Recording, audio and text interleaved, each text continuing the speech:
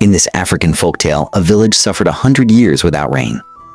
They called a blue-eyed African girl a witch, but when her tears touched the earth, the sky finally remembered how to cry. Once upon a time, in the village of Umuogi, the sky had forgotten how to cry. For 100 years, the red earth lay split and patient under a sun that would not move. The drums had long been silent, not for want of hands, but because even the drumskins had turned to brittle leather, and the sound itself seemed to die before it left the throat. Children grew up learning to measure distance not by steps, but by how far their feet must carry them to the muddy stream at the valley's edge. Mothers carried clay pots on their heads, and on their backs carried a thin, stubborn hunger that never left. In Umuogi, every eye was a dark ember. Babies arrived into the world with pupils like coal, and elders, whose faces were latticed with the map of drought, said the blackness was the villagers' inheritance. The mark left by the 100-year curse they called the drought of silence. To look into a neighbor's eyes was to be reminded of the long, slow forgetting of rain, of names for flowers, of lullabies that once smelled of wet earth. Then there was Adana. She lived in a narrow hut with Auntie Nwaka, a woman whose hair was as tightly wound as the rope she used to tie her water jars. Adana had been left on Nwaka's doorstep as a babe, a folded bundle with nothing but a scrap of cloth and eyes the color of deep ocean, sharp as blue glass. People crossed the path when she passed. They spoke in whispers that turned her name into a question: blessing or danger? Rain gift or spirit thief? Old women in the market said the rain goddess sometimes walked the earth disguised as a child.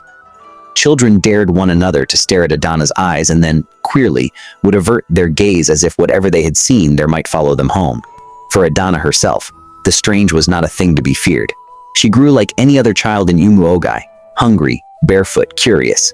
But she had a secret that made her steps light and her heart heavy. When Adana cried, her tears were not salt. They tasted of rock-clear springs and the inside of fruit. They filled the hollow of a leaf with the sweetness of faraway rain. Little by little, in the hush of night, she learned what her sorrow could do.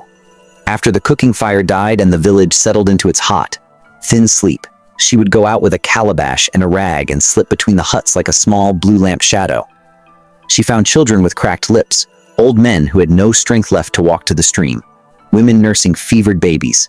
She would cup her hand and let a single tear fall into the calabash, and that one tear would become enough to wet a mouth, to moisten a small throat, to lift the weight from a sleeping child's chest. Auntie Nwaka watched, at first with blind curiosity, and then with a slow, hardening contempt. She owned the largest clay jars in Umuogi, their necks strung with beads that clinked like dry rain. Where other people kept only a small pot for common use, Nwaka's hut was stacked with fat jars sealed with wax and cloth. She sold water by spoonful and by promise. She kept a ledger of debts in a cedar box and knew the exact number of rations in her jars at any hour. In the market she sold to men whose wives were near to fainting, and the price she charged paid for the oil she wore and the fine cloth she wrapped around her daughters. Nwaka liked the straightness of her accounts. She did not like the way Adana's blue eyes made men, even boys, stop mid-sentence and shift their burdens as if remembering another life. The villagers had a superstition that could not be measured in coins: the blue of a god's eye. Some said Adana was blessed. Some said she was cursed. Nwaka, who had learned to read fear as easily as ledgers, saw a different truth, that the blessing would ruin her business. So while Adana moved through the night giving away that which she could not keep a tiny stream at a time, Auntie Nwaka filled a different ledger in her head. She spoke to neighbors with a careful tongue, letting the word witch hang like a net between the huts. She reminded fathers of old stories, how sometimes spirits wore living flesh, how sometimes the sky punished a village for harboring the wrong child. When the sun was high and patience low, rumor spread faster than cool shade. The village had its own slow, official memory. The Oracle Shrine, a low, mossless stone sheltered beneath the gray arms of an iroko tree long since shorn of leaves. The oracle kept no gold, only a bowl of dust and a small bell whose tone had not been struck since the drums grew quiet. People came to the shrine to speak in whispers and to leave corn husks and bitter cola. They left questions and took with them the weight of answers that were not always true. On the morning when the story would begin to turn, the villagers found the shrine's bowl disturbed. At first they thought a child had been playing. Then they noticed the way the dust had gathered into a tiny pile, and how, when the wind touched it, a fine grit rose like a single sigh. From the bowl fell something stranger still, a flurry of gray particles that shone like the skeleton of rain. It shimmered at faces and sighed over foreheads, and old women put both palms to their mouths. No one could say why the dust trembled. No one could say whether the movement was anger or grief. But as the day burned on and the sun climbed, there came a hush different from the usual hunger hush. The oracle's little bell, touched by no hand, quivered and let loose a tiny thin note. The bell's sound was the kind of thing no one had heard in 100 years. It made the children stop their play and the water-bearers pause mid-step. Even the goats lifted their heads. People looked toward Auntie Nwaka's hut and toward Adana's small one, and wondered which of the two the shrine would choose to answer. The choice, it seemed, had already begun. The bell's thin cry did not fade when the day ended. It followed the villagers into their sleep, riding on hot air and uneasy dreams, and by morning Umuogi woke with the feeling that something old had shifted its weight. At dawn, the king's messengers came. They arrived in a line of dust and sweat, their sandals slapping the cracked earth as if trying to wake it. Ahead of them walked a drummer carrying a talking drum whose skin had been kept supple with precious oil. When he struck it, the sound leapt across the square like a startled bird.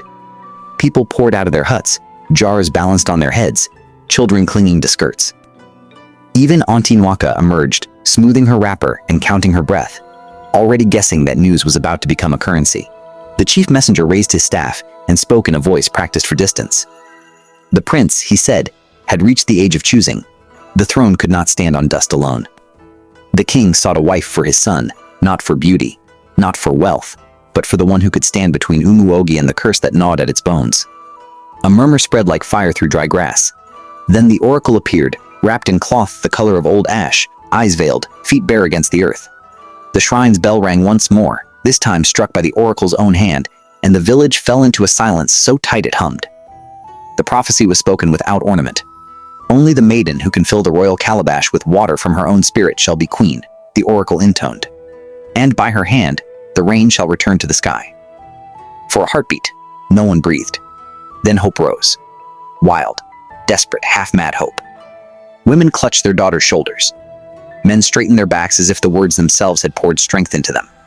Someone laughed, another wept, and a third fell to their knees, pressing their forehead to the dust. At the edge of the crowd, Adana stood very still, her blue eyes reflecting the light like a calm pool no one dared step into. The prince arrived that same afternoon. He was not tall in the way stories promised, nor was he wrapped in gold. He wore a plain robe, and his sandals were dusty from travel. But when he walked into the square, the air around him seemed to shift. He greeted the elders with respect, and the children with smiles, and when his gaze passed over the crowd, it slowed, just slightly. When it reached Adana, the blue of her eyes caught the sun, and something in the prince's face softened, as if he had seen a memory he could not place. Obianuju saw it too. Auntie Nwaka's daughter had been raised among jars and ledgers, taught to measure her worth in mirrors and compliments. She adjusted her beads and tilted her chin, stepping into the prince's line of sight, but his attention had already drifted back to the strange-eyed orphan. Obianuju's smile cracked. Something sour bloomed behind her ribs. That night, while the village buzzed with plans and whispered calculations, Auntie Nwaka did not sleep. She sat among her jars counting, recounting, pressing her ear to their bellies as if they might speak. The prophecy echoed in her head, each word a threat. Water from her own spirit. Nwaka thought of Adana's nightly wanderings, of the way children's mouths shone after the girl passed. She thought of the ledger box of debts unpaid, of the careful power she had built spoon by spoon. By morning, she had made her decision. She began gently. She spoke to the woman who sold bitter cola, to the man whose wife had fainted by the stream. "Have you noticed," she asked, "how the child never thirsts?" She reminded them of old stories, of spirit jars and sky thieves, of gods who hid what belonged to many inside the body of one. Fear, she knew, needed only a small seed. Drought would water it. When the prince called for the maidens to be presented before him and the elders, the square filled again. Girls came forward with gourds and pots, some trembling, some proud. They poured what little they had into the royal calabash. The water barely kissed its bottom before sinking into dust. When Adana stepped forward, the crowd leaned in. The air felt tight. Auntie Nwaka's voice cut through the hush like a blade. "Do not be deceived," she cried. "That one is not what she seems." She spoke quickly, before doubt could catch her. She pointed at Adana's eyes. She told them they were not a blessing but containers, spirit jars, where stolen rain was hidden. She said the girl fed on the village's suffering, that her tears were proof of theft, not mercy. If she were innocent, Waka demanded, why has the rain not returned?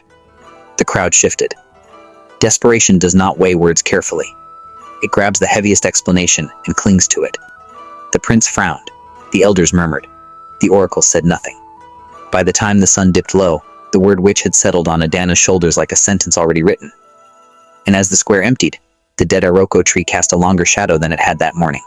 By the next morning, Umuogi no longer spoke Adana's name aloud. It was carried instead in glances, in the way people drew their children closer when she passed, in the silence that followed her footsteps. The word witch had done its work. It had soaked into the cracks of the village like spilled oil, darkening everything it touched. The elders gathered beneath the dead Iroko tree before the sun reached its cruel height. Its branches were skeletal, clawing at a sky that had long refused to answer. The oracle stood apart, silent as stone. The prince watched from the edge of the square, unease tightening his jaw, but tradition was a river that did not easily change its course. Auntie Nwaka spoke as if she were performing a kindness. If the girl is innocent, she said, lifting her hands, then the truth will reveal itself.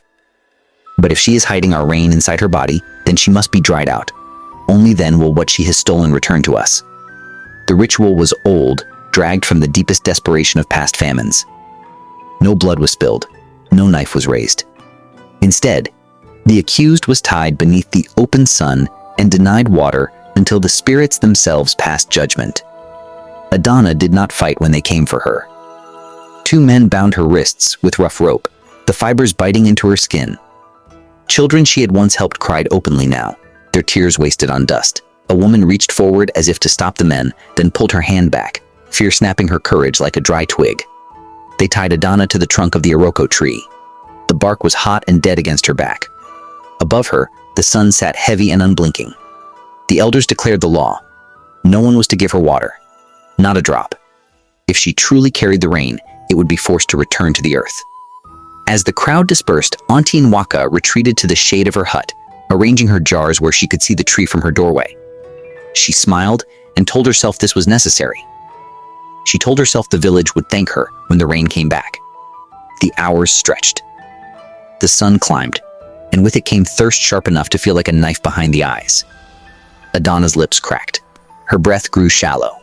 Sweat traced paths down her temples, soaking into the rope. Flies hovered, drawn by heat and stillness. From time to time, someone would stop at the edge of the square. A child, an old man, and look at her with a face full of memory. But fear pushed them away. No one wanted to be blamed if the rain did not come. Adana's thoughts drifted, slow and strange. She remembered her mother's voice, though she could no longer recall the words. She remembered the first time she had tasted her own tears and wondered why sorrow could feel like relief. She remembered the children's smiles in the night, the way their shoulders loosened after a single swallow of water. She did not curse the village when the sun tipped westward, and her strength thinned to a thread. Adana began to sing. It was not loud. It was not a song meant for praise or warning. It was the kind of song sung to restless babies, a tune shaped like a rocking motion, shaped like forgiveness. The melody carried across the square, soft but steady, slipping into ears that had forgotten gentleness. People slowed. A woman stopped walking. The prince stepped forward, his chest tightening as the sound reached him. Adana sang of cracked earth and waiting seeds. She sang of children born into silence and elders who had forgotten rain but not hope. She sang of thirst that did not turn to hatred, of suffering that did not demand revenge. As she sang, a single tear gathered in the corner of her eye. It swelled, heavy and bright against her dark skin, catching the last gold of the sun. Slowly, it slipped free and fell. The tear struck the dust at the foot of the dead Iroko tree, and instead of disappearing, it glowed. The glow did not fade. For a breathless moment, the village watched the tear shimmer on the ground like a fallen star. Then the dust beneath it stirred. The earth swelled, cracked, and from that wound in the soil rose a stem the color of moonlit water. Before anyone could cry out, it unfurled into a wide, luminous blue water lily, its petals breathing light into the dying square. A gasp rippled through Umuogi. Another tear slipped from Adana's eye, then another, each one falling with quiet certainty. Where they touched the ground, more lilies burst forth, pushing through dust and stone, as if the earth itself had been holding its breath for 100 years. The air cooled. The smell of wetness, sharp, alive, returned to a village that had forgotten it. The dead Iroko tree groaned. Its roots shuddered, splitting the hardened soil. The ground beneath Adana's feet began to bubble, not with mud, but with clear singing water. With a sound like a deep sigh, a spring erupted from the earth, rushing and laughing as it surged upward. The ropes around Adana's wrists soaked through, softened, and snapped. She fell forward, caught by water instead of dust. The sky answered at last. Clouds gathered from nowhere, thick and dark and rolling. The first drop of rain struck the square like a drumbeat. Then another. Then the heavens opened, pouring life back into Umuogi with a force that made people cry out and laugh at the same time. Children lifted their faces, mouths open. Elders dropped to their knees. The prince stood unmoving, rain plastering his robe to his skin, awe hollowing his chest. Auntie Nwaka screamed. She ran from her hut as the rain fell hardest, reaching for her jars. One by one, they cracked under the sudden coolness, splitting open like eggs. The precious water she had hoarded spilled into the earth, wasted and uncounted, swallowed by the ground she had tried to starve.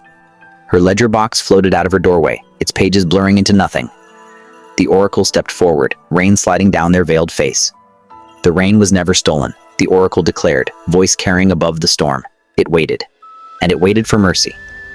The villagers turned to Adana. She stood in the newborn stream, water curling around her ankles, blue eyes steady and calm.